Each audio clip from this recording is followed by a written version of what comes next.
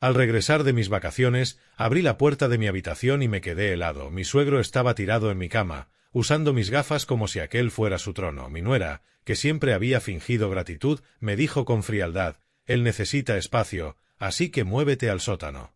La traición dolió más que una cuchillada. Hice una sola llamada y, en cuestión de minutos, recibieron un ultimátum: abandonen la casa. Tienen 24 horas. Antes de continuar, suscríbete al canal y comenta qué hora es donde estás viendo esto. Mi mano se posó sobre el picaporte de la puerta del dormitorio y lo giré. La televisión sonaba a todo volumen dentro, mucho más alto de lo que yo jamás la ponía. Una voz desconocida, ronca y molesta, refunfuñaba algo sobre los comerciales. Empujé la puerta. Un hombre estaba tirado sobre mi cama, con el control remoto apoyado en el estómago, los pies descalzos sobre mis almohadas, cabello canoso, cuello grueso, más o menos de mi edad. Llevaba mis gafas de lectura, las mismas que había dejado sobre la mesita de noche 2 semanas atrás. No me miró, ni siquiera me reconoció, parado allí en el umbral, con mi equipaje aún en la planta baja, donde lo había dejado al notar un coche desconocido en mi entrada. «Disculpe», dije. Él cambió de canal con el control y se acomodó las almohadas detrás de la cabeza. Fui al baño. La puerta estaba abierta. Un rastrillo eléctrico descansaba junto a mi lavabo. No era mío. Un cepillo de dientes azul, con las cerdas gastadas, estaba dentro de mi vaso. El mismo vaso que había usado por 15 años. Había crema de afeitar, desodorante y frascos de medicamentos con otro nombre. «Dela», mi voz salió tensa, controlada. Bajé las escaleras, aferrándome al pasamanos. Ella estaba en la cocina, picando verduras sobre la encimera. La radio sonaba suavemente. Tarareaba al compás. «Dela, hay un hombre en mi habitación. Es papá». No levantó la vista. El cuchillo siguió marcando su ritmo sobre la tabla. «Se mudó la semana pasada». «¿Se mudó?» «Nadie me pidió permiso. Tú estabas fuera». Rascó el apio y lo echó en un tazón. Papá necesitaba un lugar. La observé secarse las manos en un trapo de cocina, con una naturalidad pasmosa. Finalmente me miró, sin una pizca de disculpa ni explicación más allá de los hechos. «Necesita la habitación principal». «¿Lo entiendes?» «Entiendo. Esta es mi casa». Suspiró, dejó el trapo a un lado. «Entonces usa el sótano». «Papá necesita espacio». Su espalda: «No puede subir escaleras». «¿El sótano?» «En mi propia casa, después de todo lo que pasó con Roy, me lo debes». Las palabras me golpearon como un puño. Roy, mi hijo, muerto hace 3 años, sabía exactamente lo que hacía: usar su memoria como un arma. Apreté la mandíbula, sentí los dientes rechinar, los puños cerrarse.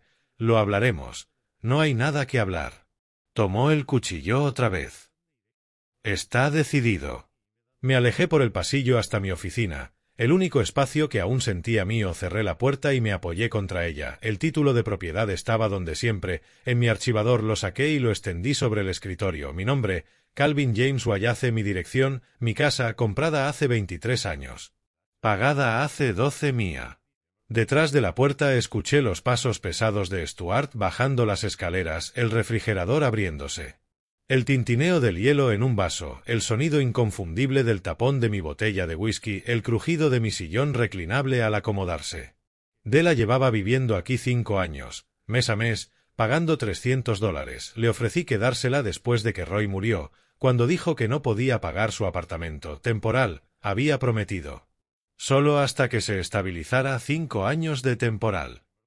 Me senté frente al escritorio y tomé mi teléfono. Busqué entre los contactos hasta encontrar el nombre que necesitaba: Martin Cho, abogado inmobiliario. Mi dedo se detuvo sobre el botón de llamada. Desde la sala, la voz de Stuart tronó contra el televisor. Una lata de cerveza se abrió con un chasquido. Mi cerveza. De mi refrigerador. Dela se rió de algo que él dijo: «En mi cocina». «En mi casa». Presioné el botón. El teléfono sonó 2 veces. «Calvin, ha pasado tiempo. ¿En qué puedo ayudarte?» La voz profesional y familiar de Martín. Había llevado el caso de compra de mi casa, también la refinanciación. Conocía la historia. «Necesito que envíes un aviso de terminación esta misma noche. Inquilinos en mi casa. ¿Cuánto tiempo llevan allí? 5 años, mes a mes. 300 al mes. Entiendo. ¿Y se niegan a irse? Se niegan a reconocer que la casa es mía. Miré el título extendido frente a mí. Su padre se mudó a mi habitación mientras yo estaba de viaje. Ella me dijo que me fuera al sótano. Silencio. Luego, la voz cautelosa de Martín. La ley en Oregón es clara. Los contratos mes a mes requieren aviso de 30 días sin causa. Puedo enviar la documentación en 1 hora, por correo electrónico y mensaje. Hazlo. Podrían impugnarlo. Que lo intenten. Le reenvié la información de contacto de Della. Martín confirmó la recepción y prometió enviar el aviso antes de que terminara la cena. Le agradecí, colgué y dejé el teléfono junto al título. 47 minutos después, vibró mensaje de Martín. Aviso enviado. Revisa tu correo para la copia. Desde la cocina, escuché el sonido del teléfono de Della, 2 notificaciones. La oí tomarlo, el silencio que siguió mientras leía, luego, pasos rápidos, furiosos sobre el piso de madera. No tocó la puerta. ¿Qué es esto? Agitó el teléfono frente a mí. En la pantalla brillaba la carta formal de Martín, notificación legal. 30 días para desalojar. No puedes hablar en serio. Lo digo completamente en serio. Después de todo lo que he hecho, de todo lo que Roy, no menciones a Roy. No levanté la voz. No era necesario. Esto no tiene que ver con Roy. Su rostro se sonrojó. Dijiste que podía quedarme el tiempo que necesitara. Te lo dije hace 5 años. Las cosas cambian. He invertido dinero en esta casa. 15.000 en reparaciones. Has pagado $300 al mes. Tengo los registros. Abrí el cajón del escritorio y saqué el libro de pagos. 5 años documentados y depositados. El valor de mercado de la casa rondaba los 1.800 mensuales. Había pagado una fracción. Stuart apareció detrás de ella, aún vistiendo mi bata de baño. Lo noté recién entonces. Azul marino, de felpa gruesa, la que mi hermana me regaló una Navidad. Estás cometiendo un error, Wallace, dijo él. El error fue permitir que esto empezara. ¿Crees que una carta de abogado me asusta? Entró en mi oficina sin pedir permiso. Della se hizo a un lado. Era más corpulento que yo, de hombros anchos, quizás 5 años menor. Había trabajado en construcción, según me contó Della alguna vez. Tenía las manos de quien ha empuñado martillos toda su vida. Tienes 30 días para encontrar otro lugar donde vivir. Me levanté, reclamando mi espacio detrás del escritorio. ¿O qué? Llamaré a la policía si es necesario. Esta es mi casa. Sal de mi oficina. Stuart se inclinó hacia adelante, apoyando las palmas sobre mi escritorio. ¿Seguro que quieres hacer esto? Viejo, viviendo solo, los accidentes pasan. ¿Eso es una amenaza? Solo digo hechos, y las amenazas se documentan. Estoy documentando todo. Tomé el teléfono, abrí la cámara y capturé su rostro, sus manos sobre mi escritorio, la bata que no era suya. Hazlo, dijo sonriendo sin calidez. No cambiará nada. Della le tomó del brazo.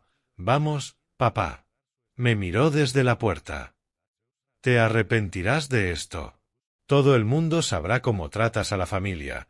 Ya no eres familia. Eres una inquilina con aviso de desalojo. Roy se avergonzaría de ti. Roy se avergonzaría de lo que te has convertido.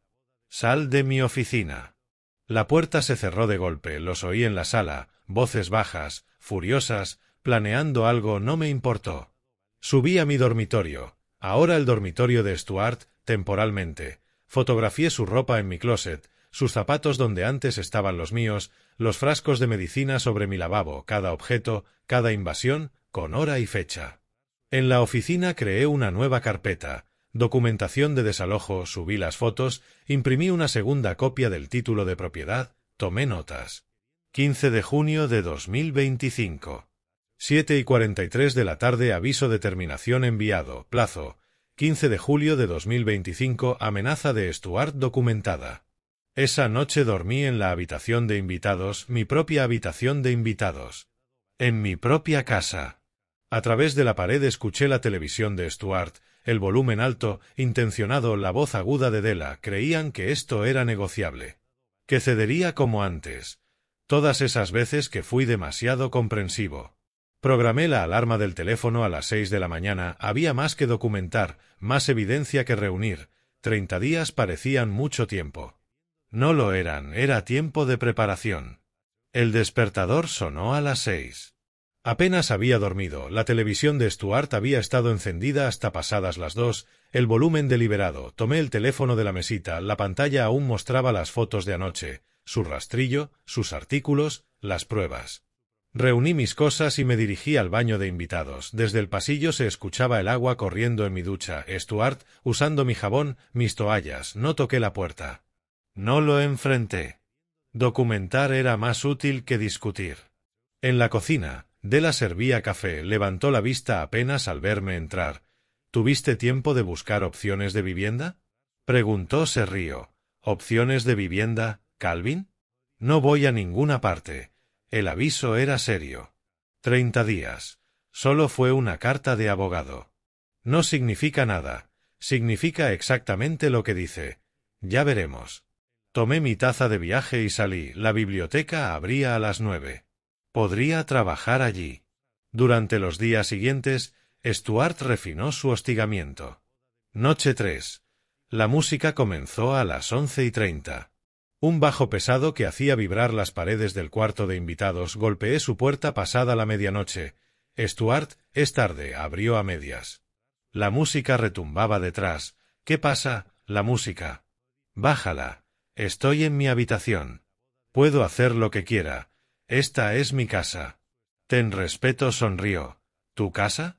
Della dice que es dueña de la mitad. Cerró la puerta, la música subió aún más, bajé. Anoté la hora, 12:17 de la noche, dormitorio principal. Ruido excesivo.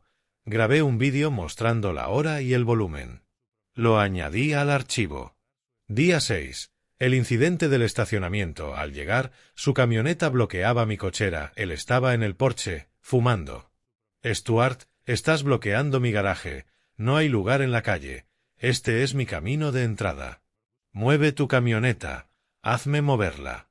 Le apunté el teléfono y tomé la foto. Su rostro, la camioneta, mi entrada bloqueada. Estoy documentando esto. Saca todas las fotos que quieras, viejo. No cambiará nada. Ya veremos. 20 minutos después movió la camioneta, lo registré.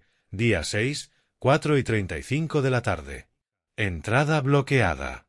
Confrontación. Vehículo movido tras fotografía. Martín llamó a mitad de semana. ¿Cómo van las cosas? Preguntó.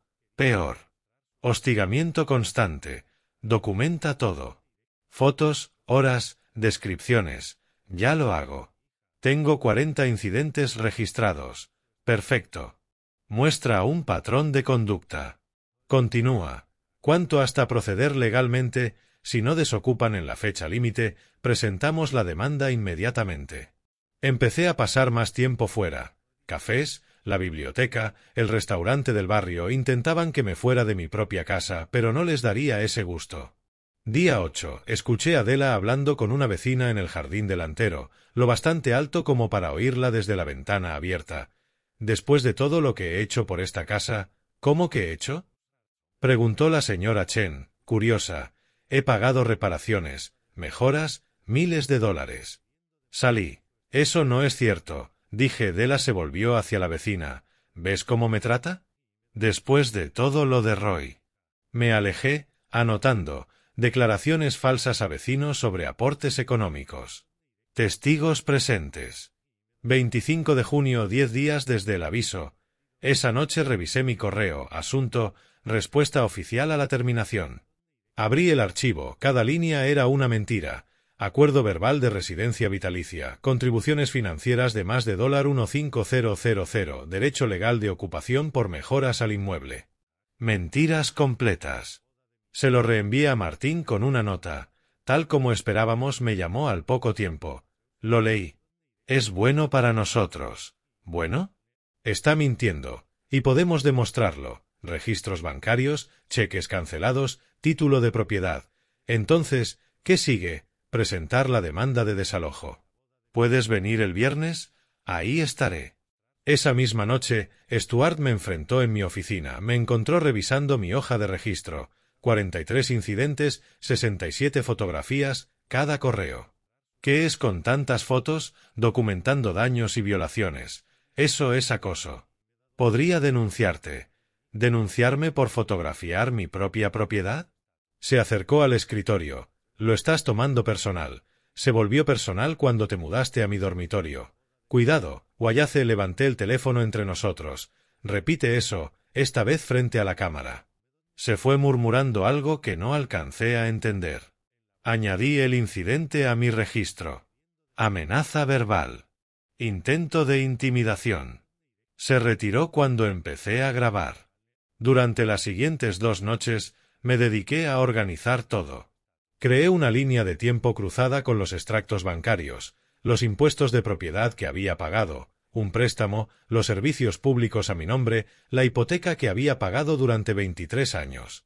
Para el jueves por la noche tenía 3 carpetas completas, todo lo que necesitaba para demostrar lo que ya era evidente.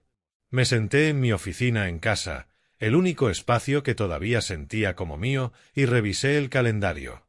Viernes, 28 de junio, la reunión que marcaría el inicio del proceso formal. La oficina de Martín abrió a las 9. Planeé llegar temprano. El estacionamiento del centro estaba medio vacío a las 8:40. Me estacioné en el tercer nivel y recogí las carpetas del asiento del pasajero.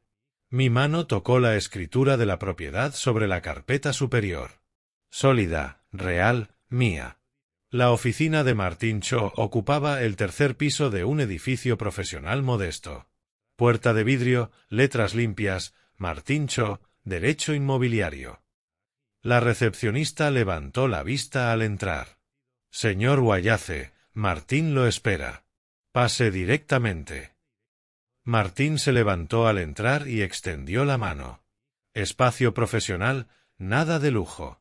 Muebles prácticos, libros de derecho alineando una pared, ventanas con vista a la calle. Calvin, un gusto verte. Café, negro, por favor. Nos sentamos en la mesa de conferencias.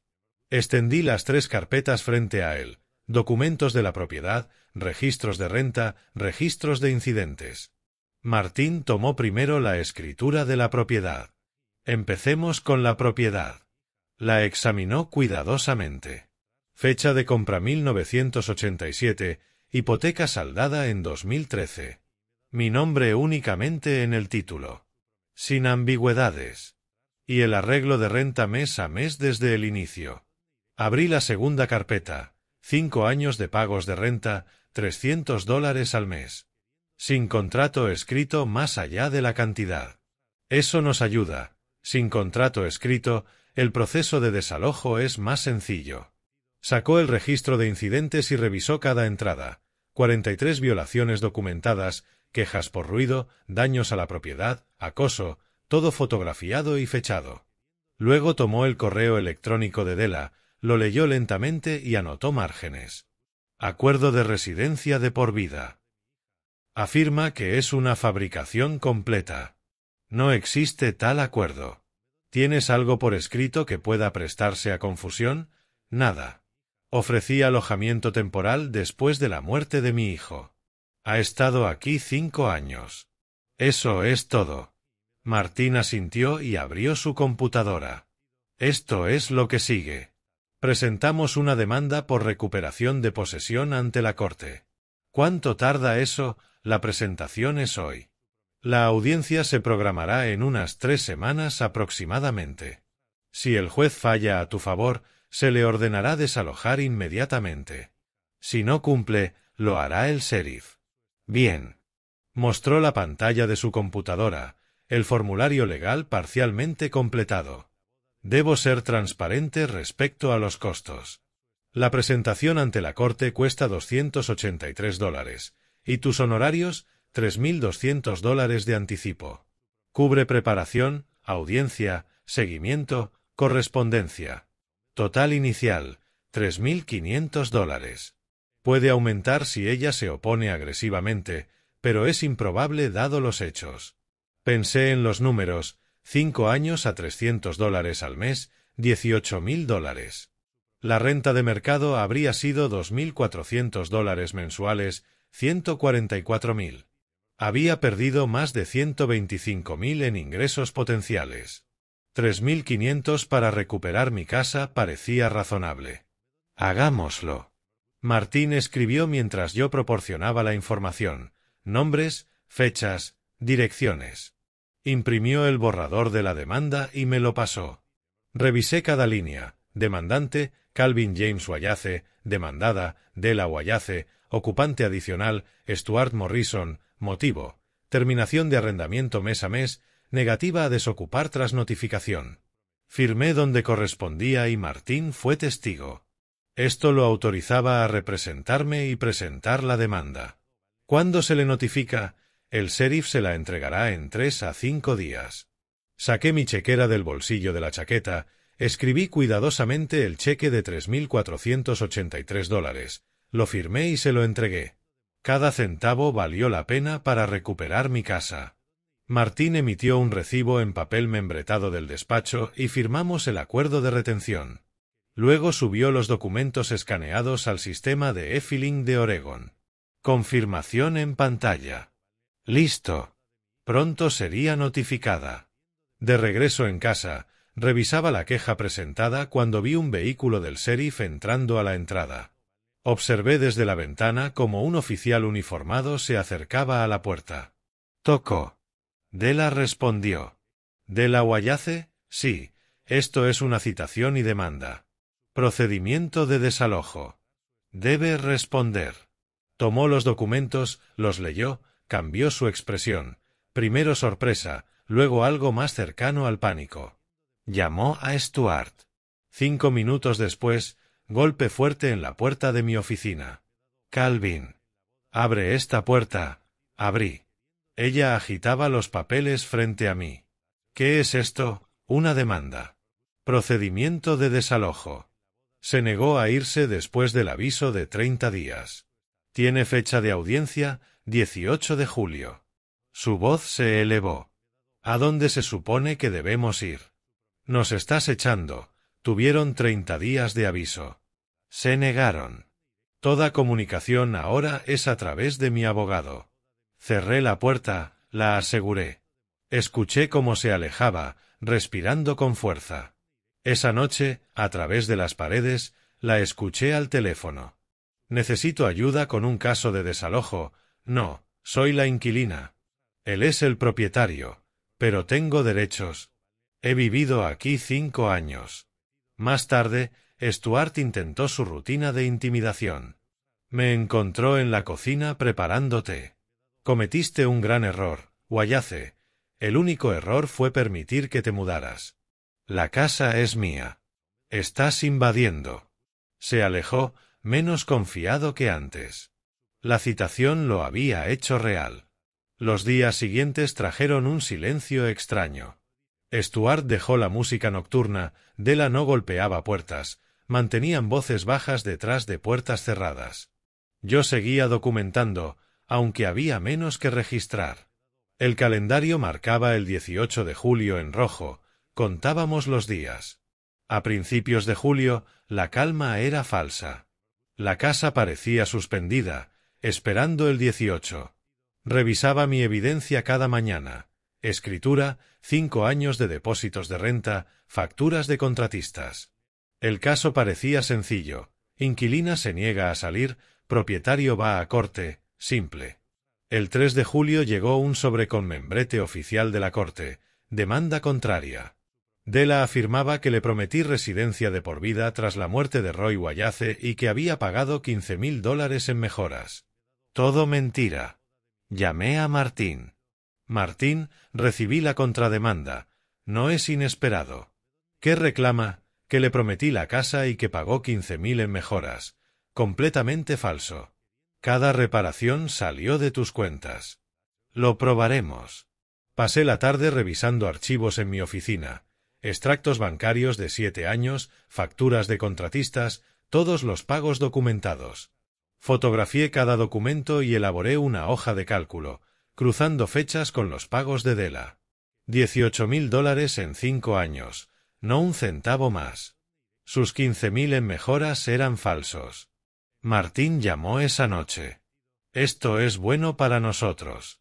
Sus reclamaciones se desmoronarán. Della se volvió más visible tras la contrademanda, más confiada. Comentarios lo suficientemente altos para que los oyera. Documentaba cada palabra con fecha y hora. Una noche me confrontó en el pasillo. Tu contrademanda es ficción, es la verdad. Yo prometí renta accesible, nada más. El juez decidirá quién miente. Se alejó. Registré el incidente. 6 de julio, 7:15 de la tarde. Explotación de la memoria de Roy para ventaja legal. Stuart también se volvió más audaz. Una noche en la cocina. Te estoy viendo organizar papeles. La corte podría creerle a Della. La corte verá los registros bancarios y la escritura. El 7 de julio, Martín dio su evaluación final. Su abogado es de bajo nivel, pero ha complicado el proceso.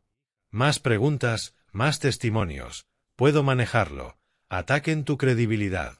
Pregunten por tus motivos. Mis motivos son simples. Esta es mi casa. Se niegan a irse. Mantente calmado. Deja que la evidencia hable. Durante las siguientes noches, organicé todo en 3 carpetas. Propiedad, pagos de renta, evidencia contra sus reclamaciones. Martín lo calificó de infalible. El jueves, 10 de julio, escuché botellas chocando arriba. La voz de Stuart más alta. La tele aumentó volumen. Della intentando calmarlo. Algo estaba por estallar. Cerré la puerta de mi oficina antes de ir al cuarto de huéspedes. El calendario marcaba el 18 de julio. 8 días restantes. La casa parecía tensarse, esperando algo que se rompiera. Esa noche, 10 de julio, en mi oficina, organizando documentos por tercera vez, escuché la tele de Stuart. Explosiones, gritos. Botellas, más de una. Su voz se elevaba, hacia la pantalla o hacia Della, no sabía. Necesitaba agua a las 10:20. Abrí la puerta, escuché. Caminé al pasillo hacia la cocina. Stuart estaba en el fondo de las escaleras, bloqueándome. ¿A dónde vas, Wayace? A la cocina. Disculpa, debemos hablar, no esta noche. Has estado bebiendo. Estoy bien. El problema eres tú. Me detuve 3 escalones arriba, manteniendo distancia. Muévete, Stuart. Hazme, viejo. Della apareció desde la cocina. Papá, déjalo. Mantente fuera de esto. Stuart no la miró, fijando sus ojos en mí. Con tu demanda destruyes nuestras vidas. Esta es la consecuencia. Subió 3 escalones. Tu hijo estaría avergonzado. No hables de Roy. Extendió sus manos y me empujó con fuerza contra el pecho. Retrocedí, golpeé la pared. Mi teléfono cayó. Eso es agresión. Deja la demanda o será peor. Me moví lateralmente, recuperé mi teléfono y corrí hacia mi oficina. Aléjate. ¿Me oyes, viejo? Deja la demanda. Entré a la oficina, cerré y aseguré la puerta. El pecho me dolía por el empujón. Podía escuchar su respiración al otro lado de la puerta. Calvin, la voz de Della, urgente. Papá, para. Saqué el teléfono con las manos temblorosas y marqué al 911. 911. ¿Cuál es su emergencia? Me han agredido en mi casa. Necesito policía. ¿Está herido? ¿El atacante sigue presente? Estoy bien. Está fuera de la puerta, intoxicado, haciendo amenazas. Le di la dirección. Escuché a Stuart golpear la puerta de mi oficina. Me empujó y me amenazó. Estoy encerrado en mi oficina, los oficiales vienen. Manténgase en línea conmigo. La voz de Stuart se coló por la puerta. ¿Llamaste a la policía? ¿Así quieres jugar? Della, papá, baja, la voz suplicante de Della. Déjalo llamar. Que vean cómo nos trata. Me quedé en línea con la operadora, escuchando finalmente cómo los pasos de Stuart se alejaban por el pasillo. La voz de Della lo seguía, suplicante. Mi pecho ardía. Me levanté la camisa y miré el espejo. Una marca roja en el centro del esternón comenzaba a oscurecerse. La operadora seguía hablando, manteniéndome conectado. 15 minutos se sintieron como una hora. Finalmente, llegaron los oficiales. Escuché el golpe en la puerta. Policía de Portland, una voz firme. Recibimos un llamado. Della abrió la puerta. Se escuchaban voces, preguntas profesionales. Abrí la puerta de mi oficina. Apareció una oficial, mujer, unos 30 años, cabello oscuro recogido, placa con el nombre Torres. Señor Wallace, soy la oficial Torres. Usted llamó al 911. Le expliqué. Stuart Turner bebió alcohol, me confrontó en el pasillo y me empujó. ¿Puedo pasar? Me hice a un lado. Entró, cerró parcialmente la puerta y sacó un cuaderno. ¿Puede contarme lo sucedido? Le narré todo cronológicamente. Stuart bebiendo toda la noche, bloqueando mi camino, las amenazas, el empujón. Tomó notas, preguntó detalles aclaratorios. ¿Hubo contacto físico? Sí, me empujó con fuerza. Señalé el pecho. Me pidió que mostrara la marca. Levanté la camisa. La marca roja se había intensificado. Tomó fotos con su teléfono. ¿Alguna otra lesión? No, llamé de inmediato. Bien. Espere aquí. Salió de la oficina. Escuché cómo hablaba con Stuart y Della por separado. La voz de Stuart defensiva, Della intentando explicarse. Torres permanecía firme y profesional, cortando excusas. 20 minutos después, regresó. He emitido una advertencia formal al señor Turner por asalto. ¿No lo arresta? No esta noche. Pero queda registrado. Cualquier repetición será motivo de arresto. Me entregó una tarjeta con el número de reporte atrás. Puede solicitar una orden de restricción. ¿Es necesario? Dada la situación, el caso de desalojo y el comportamiento escalando, lo recomiendo. ¿Cómo hago eso? Mañana en el juzgado. Lleve este número de reporte. Obtendrá una orden temporal rápidamente. Me dio una hoja con información, advirtió a Stuart de mantenerse alejado y a todos evitar contacto, y se fue tras asegurar que la amenaza inmediata había pasado. Me quedé en la oficina, escuchando a Stuart subir y la puerta cerrarse de golpe. Della se movía por la casa, recogiendo botellas. La casa quedó en un silencio hostil. El viernes por la mañana llamé a Martín antes de las 8. Stuart me agredió anoche. La policía vino. ¿Está herido? ¿Moretones? Estoy bien. La oficial sugirió orden de restricción. Absolutamente. Presentaremos hoy. Esto ayuda a nuestro caso. Esa mañana fuimos al juzgado y presentamos la petición de orden de restricción temporal, adjuntando el informe policial y fotos de la marca en mi pecho. La secretaria dijo que un juez lo revisaría rápidamente. El martes por la tarde, 14 de julio, el sheriff entregó la orden a Stuart. Lo observé desde la ventana de mi oficina. Stuart leyó el documento en el porche, a unos 45 metros de distancia. En términos prácticos, no podía entrar en la misma habitación que yo, ni hablarme, ni acercarse. Della estaba junto a él, leyendo por encima de su hombro, diciendo algo que no pude oír. Stuart arrugó el papel y volvió adentro, directo al dormitorio principal, mi habitación, durante 4 días más. El viernes era la audiencia. Tenía el informe policial, la orden de restricción, 5 años de documentación. Stuart tenía una advertencia de asalto en el expediente. 4 días para que un juez decidiera quién se quedaba y quién se iba. Me levanté a las 6, aunque apenas había dormido. Día 18 de julio, día de la audiencia. Frente al espejo del baño, pasé la rasuradora sobre mi rostro con mano firme. No sentía del todo. Elegí una corbata del armario, azul oscuro, pantalón de vestir planchado, camisa abotonada, no traje completo, pero profesional y serio. Los archivos de evidencia estaban en mi escritorio. No los abrí, ya había revisado todo 2 veces. Escritura de propiedad, estados de cuenta, facturas de contratistas, informe policial, todo organizado, con separadores y resaltado. Martín dijo, confía en la documentación. Lo hice. Salí de casa antes de las 7, antes de que Della y Stuart se despertaran. No quería el encuentro final de la mañana. El tráfico en Portland avanzaba lento. Encontré estacionamiento a 3 cuadras del juzgado y pagué el parquímetro por 4 horas. Llevé la carpeta de evidencia bajo el brazo, pasando entre los transeúntes con sus planes normales de viernes. Punto de control de seguridad, bolsillos vaciados, cinturón retirado, paso por el detector de metales, leve pitido, cacheo manual, nada encontrado. Tomé el ascensor al 3er piso. Martín me esperaba frente a la sala 4C, revisando documentos en un banco. Se levantó al verme y me extendió la mano. ¿Listo? Tan listo como puedo estar. Recuerde, responda solo lo que se le pregunte. No se extienda. Entiendo.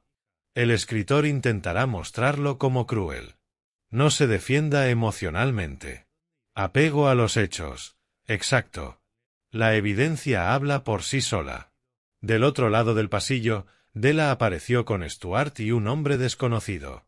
Glenn Ryder, traje sencillo, maletín usado. Los ojos de Della rojos. Stuart miraba con enojo, pero mantenía distancia. La orden de restricción creaba muros invisibles entre nosotros. La oficial abrió la puerta de la sala a las 9:30.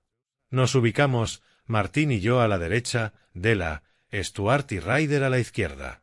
La sala era más pequeña de lo que imaginaba. No había jurado ni galería, solo el banco del juez, 2 mesas y un puesto de reportero. Todos de pie. El Tribunal del Condado de Multnomah se declara en sesión. La honorable juez Patricia Henderson preside. La juez ingresó por una puerta lateral. Mujer de mediana edad, gafas grises con cadena. Se sentó detrás del banco y nos indicó que tomáramos asiento.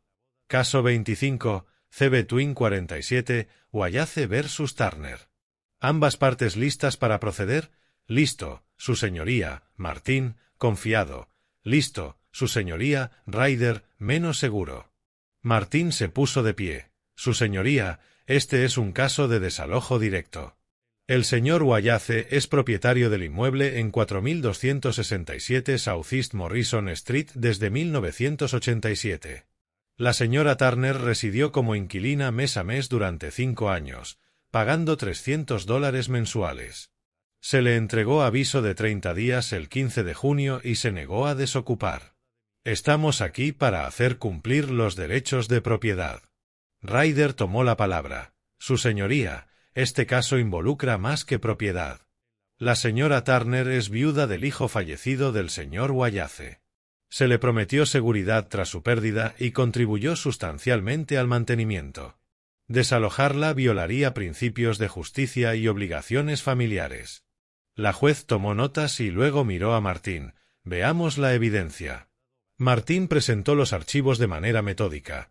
Escritura de propiedad, estados de cuenta, depósitos de renta, facturas de reparaciones, aviso de terminación del 15 de junio, negativa por escrito de Della, informe policial del 10 de julio sobre el asalto y la orden de restricción del 14 de julio. Señor Wallace, tome la palabra. Subí al estrado, levanté la mano derecha. ¿Jura decir la verdad, toda la verdad y nada más que la verdad? Sí. Martín me hizo preguntas básicas. Respondí con precisión. Sí, era dueño. Sí, Della vivió como inquilina mes a mes. Sí, di aviso. Sí, se negó a irse. El escritor inició el contrainterrogatorio. Señor Wallace, permitió que su nuera viviera 5 años en su casa. Sí, por debajo del valor de mercado. $300 en lugar de aproximadamente $2.400. Eso sugiere relación familiar, no relación arrendador-inquilina. Fue ambos. Ayudé a la familia, pero siempre fue mes a mes. Sin embargo, la está echando. Di aviso legal adecuado. Ella se negó a irse. La juez intervino. Señor Wallace, ¿prometió a la señora Turner residencia permanente? No, su señoría. ¿Algún acuerdo escrito más allá del pago mensual? No, solo mes a mes. ¿Y los gastos de reparación que ella afirma haber pagado, los pagó? No. Yo pagué todo y tengo facturas y estados de cuenta que lo prueban. Gracias.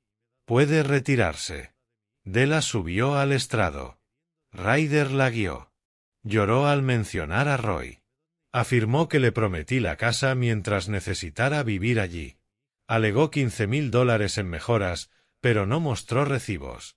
La contrainterrogación de Martín fue quirúrgica. Señora Turner afirma haber pagado $15,000 en reparaciones. Sí. ¿Puede mostrar un solo recibo o cheque cancelado? No guardé registros. ¿Sus estados de cuenta muestran algún retiro de $15,000? Fue en varios pagos. Sin documentación alguna. No. La juez se inclinó. Señora Turner, ¿tiene algún acuerdo escrito que demuestre la promesa de residencia permanente? No, fue verbal. ¿Algún testigo? Roy estaba, pero ya falleció. ¿Alguien más? No, su señoría. Stuart declaró brevemente. Solo pudo testificar lo que Della le dijo. Martín mencionó el asalto y la orden de restricción. La credibilidad de Stuart se evaporó. La juez cortó su testimonio. Tras los alegatos finales, la juez se quitó las gafas, las dejó en el banco, miró a Della y luego a mí. He revisado la evidencia. El señor Wallace ha proporcionado documentación clara de propiedad y aviso adecuado. La señora Turner no presentó evidencia que respalde sus reclamaciones. Los acuerdos orales sobre bienes raíces generalmente no se hacen cumplir sin corroboración. Este es un caso directo de inquilina que se niega a desocupar tras aviso legal. Apruebo la petición del demandante y emito una orden de ejecución. Firmó con un trazo decisivo. Señora Turner, tiene 7 días para desalojar voluntariamente. Si no lo hace, el sheriff hará cumplir esta orden. La corte se levantó. En el pasillo, Della discutía con Ryder. Stuart caminaba con las manos en los bolsillos. Martín me estrechó la mano. Exactamente como esperaba. 7 días. Y luego, si no salen para el 25, el sheriff se encarga. Caminé hacia mi auto lentamente. La orden estaba en el asiento del copiloto, con el sello oficial visible. 7 días para cumplimiento voluntario, luego ejecución. Sabía que Della no se iría en silencio. Llegó el 25 de julio, 7 días exactos. Me levanté a las 6 y marqué el calendario, día de desalojo por el sheriff. Las nuevas cerraduras estaban en mi escritorio, aún en su empaque. Las instalaría en cuanto se fueran. A las 9:30 recibí un mensaje del sheriff. Deputy en camino. Eta 10 de la mañana. Preparé café. Escuché a Della y Stuart moverse arriba. Puertas abriéndose y cerrándose. Conversación apagada. Sabían que hoy llegaría. Sabían del aviso, pero aceptar la realidad es diferente. A las 10, escuché vehículos en la entrada. Observé desde mi oficina cómo 2 oficiales del sheriff bajaban de autos separados, uniformados, con cinturón de equipo, actitud profesional. Se dirigieron a la puerta principal. El golpe fue distinto, autoritario, inflexible. Oficina del sheriff, tenemos orden judicial. Della respondió con voz alta y asustada. ¿Qué? No, necesitamos más tiempo. Señora, tenía 7 días. Ese tiempo ha expirado. Pero no tenemos a dónde ir, entiendo, pero hay una orden judicial. Debe recoger sus pertenencias ahora. La voz de Stuart, enfadada. Esto es ridículo. Tiene 30 minutos. Le sugiero que empiece a empacar. El caos estalló arriba. Pasos rápidos, cajones cerrándose, puertas de armario golpeando. La voz de Della llamando por teléfono, suplicando. Los pasos pesados de Stuart, murmurando enojado. Me quedé en mi oficina, puerta cerrada, escuchando cómo desmontaban mi casa. 20 minutos después, escuché objetos bajando, puerta principal abriéndose y cerrándose repetidamente. Puertas de autos, maletero golpeando, Stuart gruñendo de esfuerzo. Más viajes, más rápido a medida que el tiempo se agotaba. Entonces, la voz de Stuart desde afuera, fuerte y dirigida hacia mi ventana. Te arrepentirás, Wallace. Un oficial respondió de inmediato. Señor, tiene orden de restricción. Mantenga la distancia. Estoy en mi camioneta. Eso está a más de 45 metros. Me quedé en la ventana, en silencio, observando. Esto no ha terminado. gritó Stuart mientras cargaba cajas agresivamente. La voz del oficial permaneció firme. Señor, cargue su vehículo y váyase ahora. Más objetos fueron llevados afuera. Della hacía múltiples viajes, llorando. El camión de Stuart se llenaba. El auto de Della se atiborraba con bolsas, cajas y objetos sueltos. 30 minutos pasaron volando. Un oficial golpeó la puerta de mi oficina. Señor Wallace, se han ido. La propiedad está despejada. Abrí la puerta y le agradecí. Me entregó un número de reporte de incidentes. Querrá cambiar las cerraduras de inmediato. Ya lo tengo arreglado. El cerrajero viene en camino. Bien. Llámeme si regresan. Eso sería allanamiento. Los agentes se marcharon. Me quedé en la casa, de repente silenciosa, y respiré profundo por primera vez en semanas. Luego comencé a caminar por los cuartos. Primero, el dormitorio principal. El caos me detuvo en la puerta. Ropa esparcida por todas partes. Cajones abiertos. Base de lámpara de cerámica rota, destrozada a propósito. Lo fotografié. Mancha de vino tinto en la alfombra blanca. Grande, oscura, fresca. Fotografié eso también. Muebles rayados profundamente, como si alguien hubiera usado una llave o cuchillo. Más fotos. Habitación de invitados. Un agujero del tamaño de un puño en la pared. Baño. Artículos de tocador por todos lados, espejo manchado. Sala. Otro objeto roto, un marco de fotos esta vez. Cada habitación revelaba nuevos daños. Documenté todo meticulosamente, creando un inventario con la cámara del teléfono. El cerrajero llegó en menos de una hora. Cambió la cerradura de la puerta principal, la trasera y la del garaje, probó cada una varias veces, me entregó el único juego de llaves, $450 por el servicio de emergencia. Algunas pertenencias de Della y Stuart quedaron en el jardín. La ley de Oregón exige que almacene la propiedad abandonada por 30 días.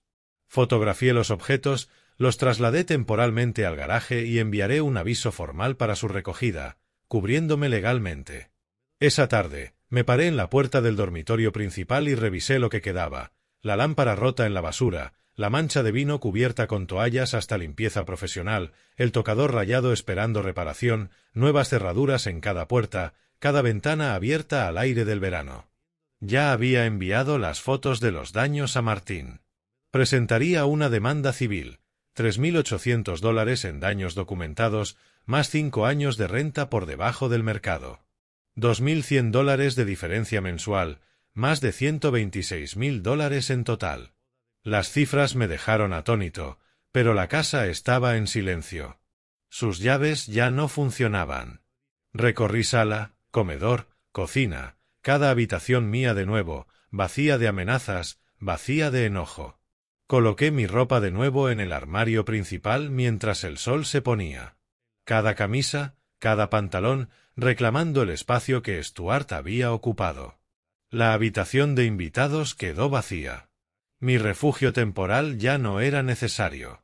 Quité la ropa de cama que Stuart había usado, la tiré directamente a la basura, puse mi propia ropa de cama, mi colchón, mi habitación, mi casa. Programé mi alarma y apagué la luz. Mañana comenzaría la restauración real, limpieza profesional de alfombras, reparación de muebles, parches de pared.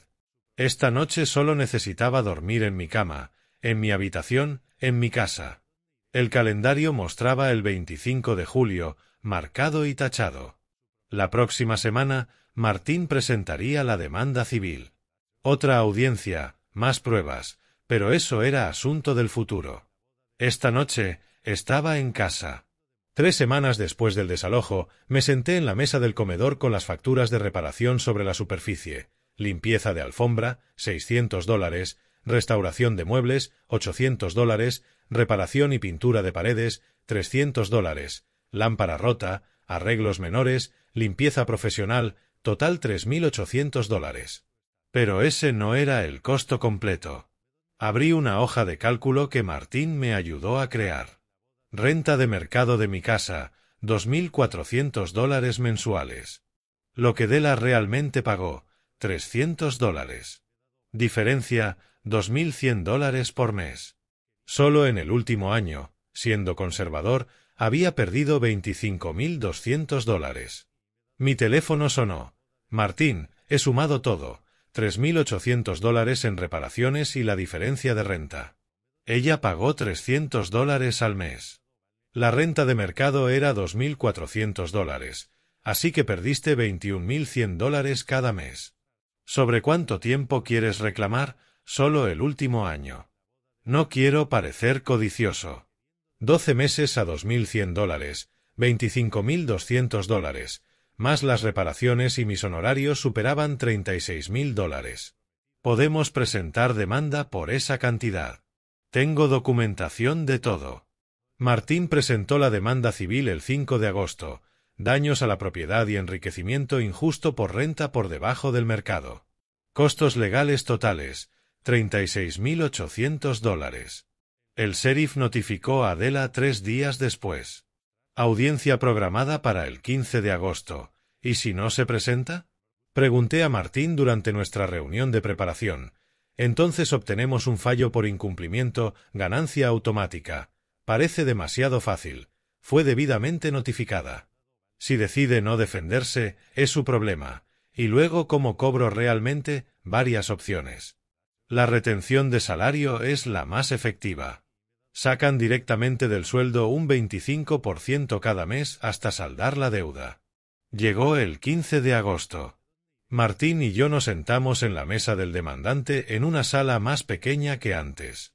La mesa de la demandada permanecía vacía. Las 10 pasaron sin que nadie apareciera, ni Della, ni abogado, ni nadie. El juez, otra persona esta vez, revisó el expediente y pidió al secretario que confirmara la notificación. Verificado. Servicio adecuado el 8 de agosto. Señor Wallace, usted reclama daños por $36.800. Sí, su señoría. Reparaciones, renta perdida y honorarios legales. Veo que la demandada no se ha presentado. Estas facturas respaldan los costos de reparación. El análisis de renta parece razonable. Tomó notas, firmó un documento. Juicio por incumplimiento otorgado, $36.800. Después, en el pasillo, Martín explicó los siguientes pasos. El fallo ahora es un gravamen que aparece en su historial crediticio y bloquea transacciones financieras importantes. ¿Pagará? La retención asegura que pagará, lenta pero constante. ¿Cuánto tiempo? Según sus ingresos, 4 o 5 años, aproximadamente. Cada sueldo reducido en 25%. $680 al mes, directo al tribunal y luego a mí. El investigador de Martín había localizado al empleador de Della, necesario para la orden de retención. El tribunal la aprobó en días. Su empleador recibió el aviso oficial, comenzar a retener el 25% del ingreso disponible de inmediato. Una semana después, Martín llamó con actualización. La retención está activa. El primer pago debería llegar a fin de mes. Caminé por mi casa. Las reparaciones estaban completas. Nueva alfombra, muebles restaurados, paredes pintadas, cada habitación restaurada.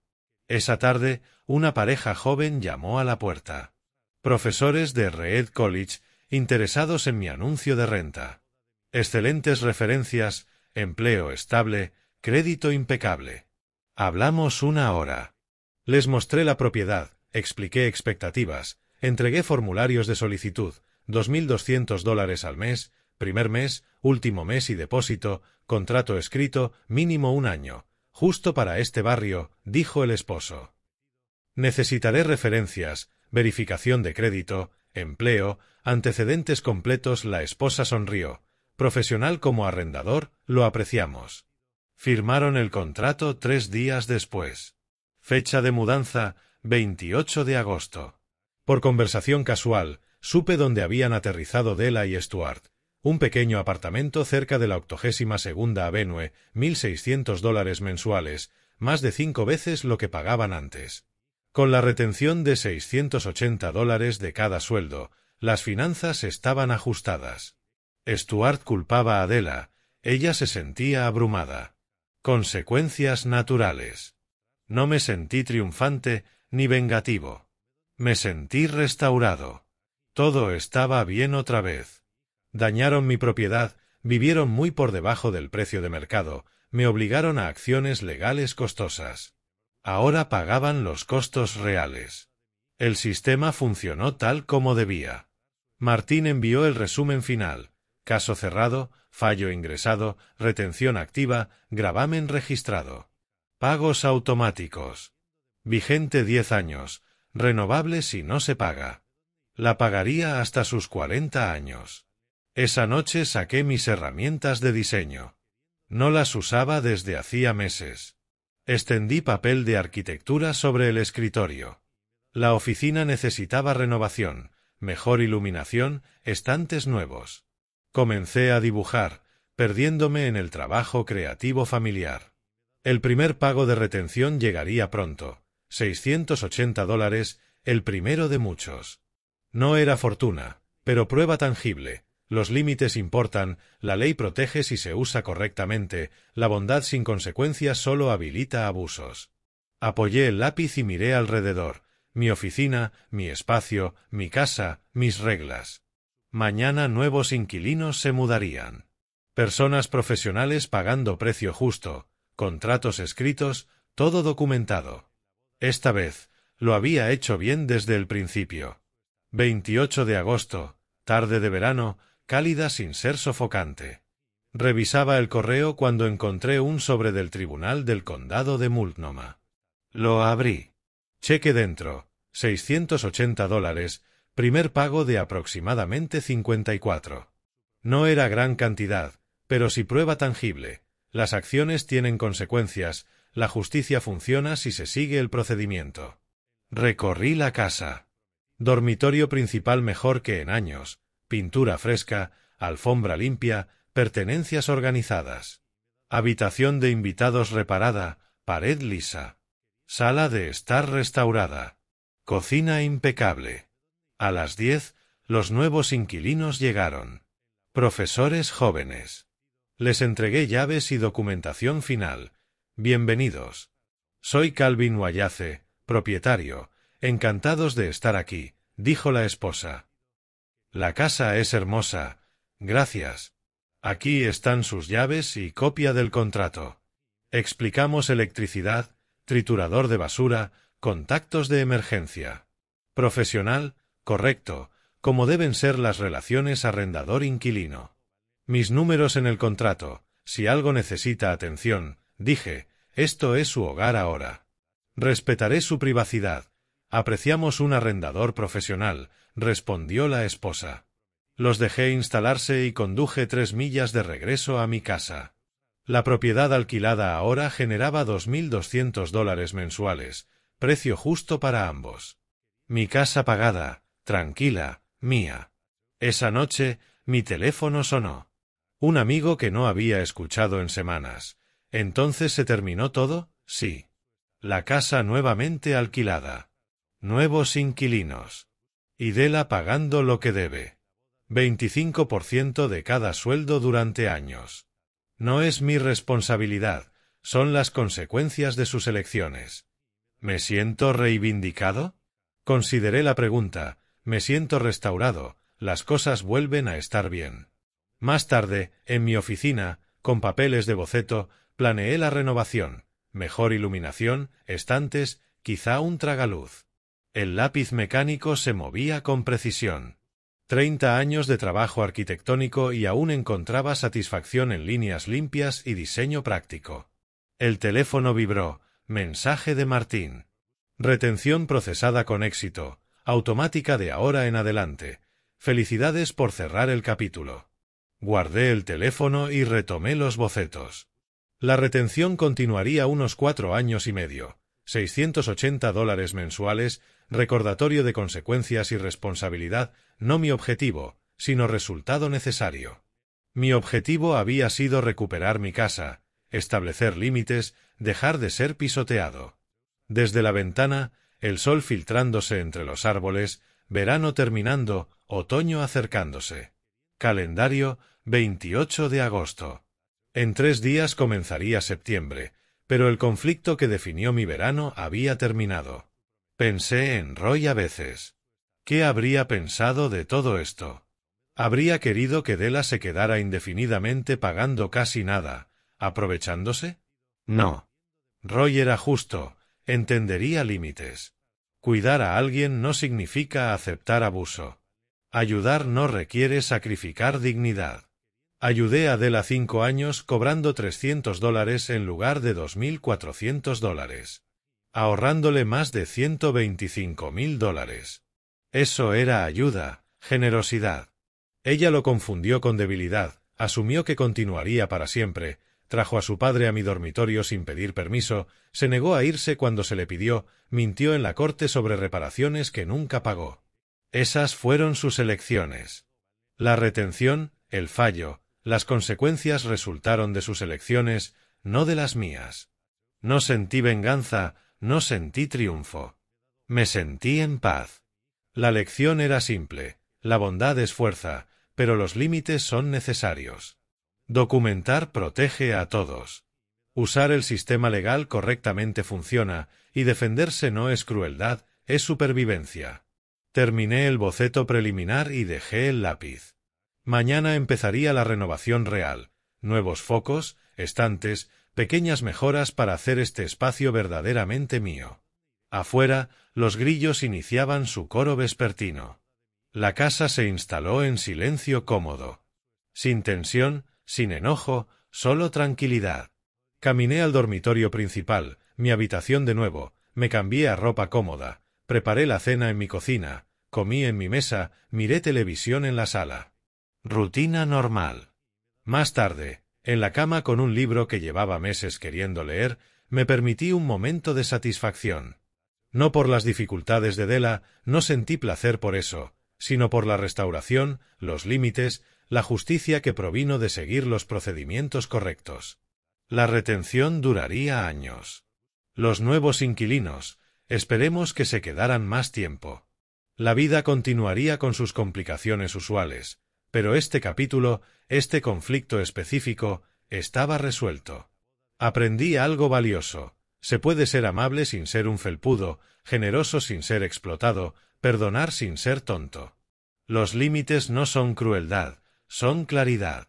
Apagué la luz y me acomodé en mi propia cama, en mi propia habitación, en mi propia casa. Mañana traería nuevos proyectos, desafíos y oportunidades. Pero esta noche estaba en casa. Finalmente, verdaderamente en casa. Y eso era suficiente. Si te gustó esta historia, dale me gusta a este vídeo, suscríbete al canal y comparte tus impresiones en los comentarios. Para escuchar la próxima historia, haz clic en el recuadro de la izquierda.